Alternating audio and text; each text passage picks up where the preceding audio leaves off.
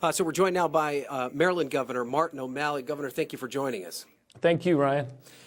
Just talk first a little bit about your primary tonight in Maryland. It looks by the polls that Governor Romney's not going to have a hard time winning. I know you're not. That's not your side of the aisle. But what do you think it says about the election moving forward as to how things look like they're going to turn out tonight? Well, it seems like these Republican primaries, this contest has been going on for a long time, but as these primaries happen every couple of weeks, we realize that we're really only halfway through this process. So tonight in Maryland and in Wisconsin, I think also in the District of Columbia, that contest will be one that Republican voters go and they cast their ballots on. I suppose that Governor Romney is the likely winner tonight, or at least according to the polls.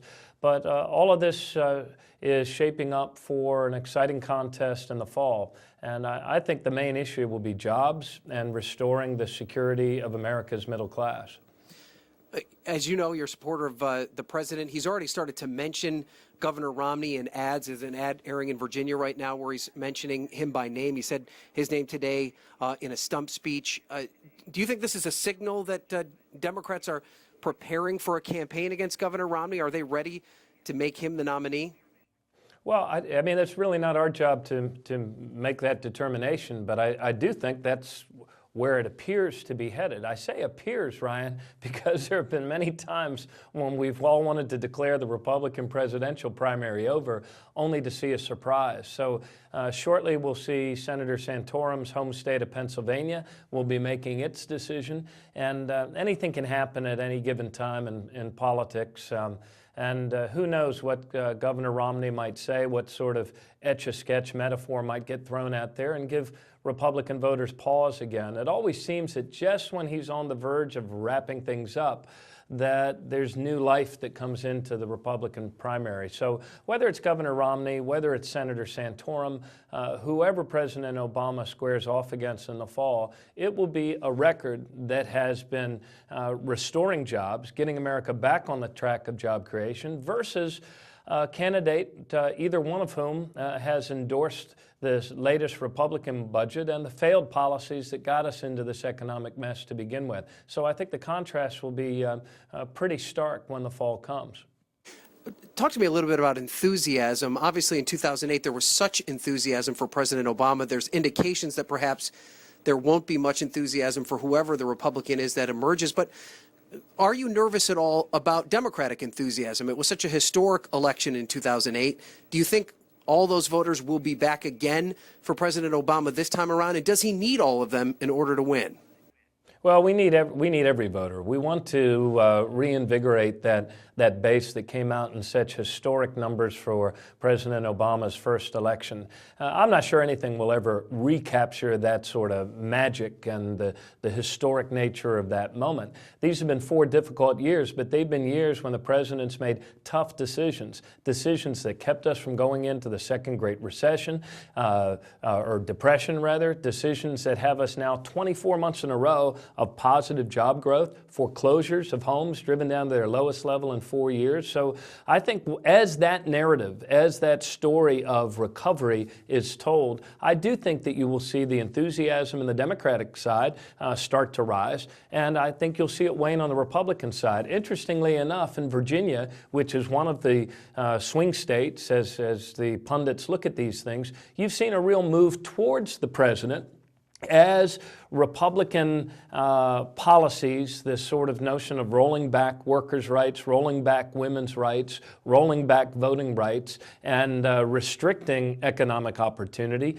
becomes more and more apparent to people that were on the fence. So I think in Virginia, I think in Pennsylvania, I think in a number of states, people will vote for the candidate they believe is most likely to move America forward and restore the economic security of our middle class.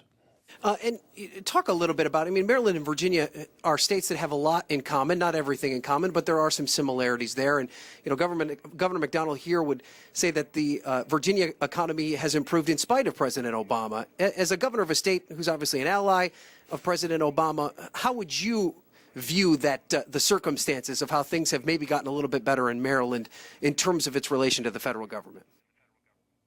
Well, I think without a doubt, with the president's bold action and stepping up with the Recovery and Reinvestment Act, it saved us from a rate of unemployment that would have been astronomical. It got us back on the road to recovery. We've now had 20 months in a row of positive job growth across the nation. And all of the governors, including Governor McDonnell, accepted those Recovery and Reinvestment Act dollars because we knew that people were hurting. We knew that we needed to do something. We knew we needed to put a floor on this sort of free fall that the economy was going through. The turnaround of the auto industry. I mean, there's some 15,000 people in Virginia that are employed in the auto industry. If President Obama had done what Mitt Romney was urging and just let GM go bankrupt, that would have had a trickle-down effect throughout the whole economy. But instead, the president stepped in. GM is alive and hiring, and bin Laden is not. So this is a tough road ahead of us, but we're moving forward and we're making that steep climb out of the Bush recession. And I think the numbers bear that out. Or is it happening as quickly as all of us would like? No, it's not. But it is happening. And we can either go back to the policies that got us in that ditch to begin with, or we can do more of the things that our parents and grandparents did, which was using a balanced approach of investments in America's future, infrastructure, education, research and development, as well as a tax policy that's fair, that asks everyone to do their fair share. I mean, Ryan, if their proposal worked, that is concentrating more and more wealth in the hands of the 1%, if that actually worked, we'd have jobs just raining down from the sky right now because the 1% of our nation has never had so much wealth. But that's not the way the real world functions. So we need to do the things, make the investments, protect educational priorities, the things that make our economy go. Talk a little bit about your relationship with Governor McDonnell. Obviously, you guys have so much in common. You're both Irish Catholics. You're both the respective chairs of your national political governors associations.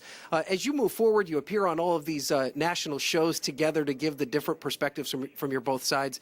If you don't mind me saying, I've kind of dubbed you on Twitter as frenemies, which is kind of a goofy way that celebrities often refer to people like you who obviously have a close relationship, but you see the world from different perspectives.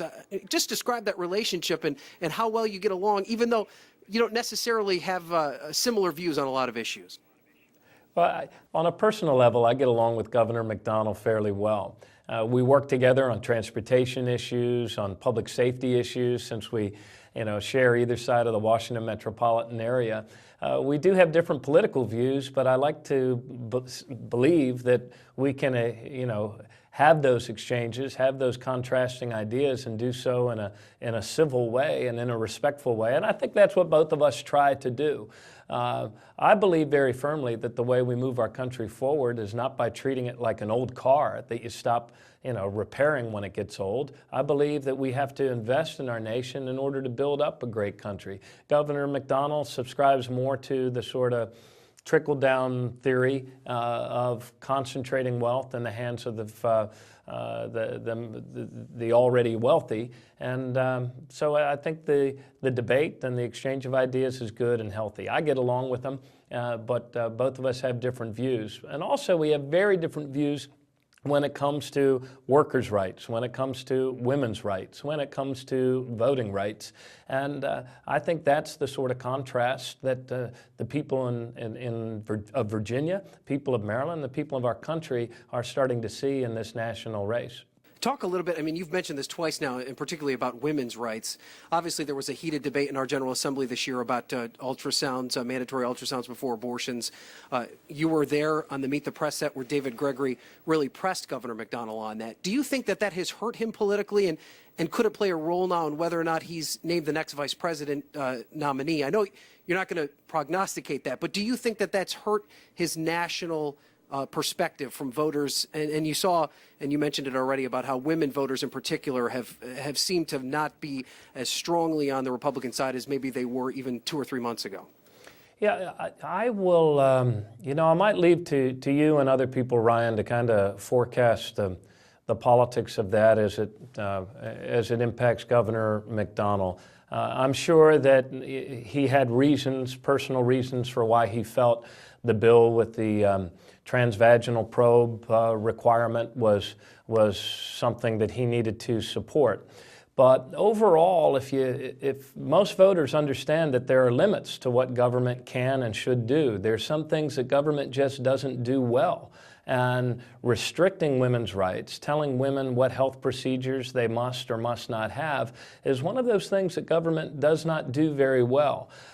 You've seen a big flap coming up with some of the Republican candidates for president even weighing in on whether or not contraception should be covered as part of people's health care plans. Now, the vast majority of us really would rather our elected officials work on doing the things that work to create jobs and opportunity. I mean, this world is tough enough without trying to take us back to the 1950s and outlawing contraception or keeping it out of health care coverage. So I think every elected official in every party would be well served to focus on the things that bring people together in making our economies better and expanding opportunities and educational attainment for middle-class families. That's really how you make middle-class families more economically secure. All right, Governor O'Malley, you've been very generous with your time, sir. I appreciate it, and look forward to speaking to you in the future. Thank you, Ryan.